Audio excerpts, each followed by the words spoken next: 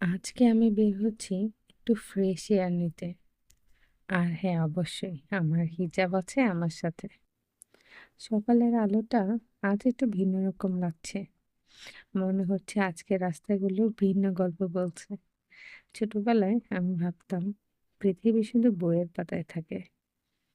কিন্তু বড় হয়ে শিখলাম পৃথিবী আসলে রাস্তায়, ফুটপাতে, চায়ের দোকানের হাসিগুলোতে থাকে। যেখানে যত মানুষ তত গল্প। আমাদের জীবনটা অনেকটা রাস্তায় হাঁটার মতন। কখনো পথ হয় মসৃণ, কখনো হয় একটু কাটা, আবার কখনো অনেক জোরে হঠাৎ করে বৃষ্টি। কিন্তু এই সব কিছু থেকে আপনি সুন্দর একটা পথ পাবেন যদি আপনার প্রিয় মানুষটা আপনার পাশে থাকে। ঠিক তখনই সেই পথটা হয়ে ওঠে অনেক সুন্দর। ভালোবাসা ধরে রাখার সবচেয়ে সুন্দর উপায় হলো সুন্দর করে কথা বলা।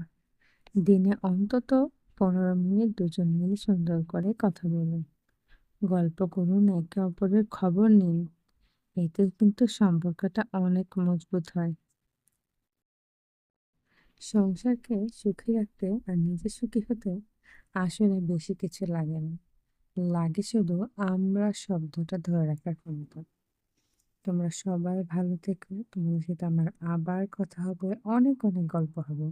আর নিজেদের সংসারকে সুখী করে রেখো। আল্লাহ হাফেজ।